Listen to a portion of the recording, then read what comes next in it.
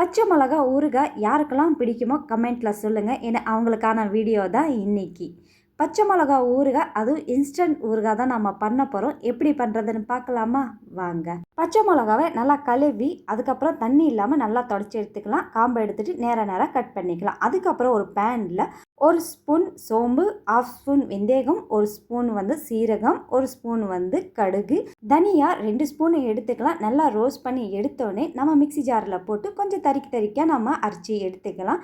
Cut பண்ணி வச்ச பச்சை மிளகா கூட இந்த மசாலா எல்லாமே கலந்துக்கலாம். அதுக்கப்புறம் Kashmiri red chilli powder 1 spoon, 1/2 spoon மஞ்சள், 1/2 ஸ்பூன் தனியா, தேவைக்கான அளவு உப்பு, அதுக்கப்புறம் 1/2 ஸ்பூன் ஜீரகம், கருகு ஜீரகம் 1/2 ஸ்பூனை சேர்த்துக்கிட்டு நல்லெண்ணெய் நல்லா சூடானோடனே அதில் கொஞ்சமாக பூண்டை சேர்த்துக்கிட்டு நம்ம பச்சை மிளகாலாம் கலந்துக்கலாம். செம்மையான டேஸ்டியான இன்ஸ்டன்ட் ஊறுகாய் பச்சை மிளகா ஊறுகாய் ரெடி ஆயிடுச்சு.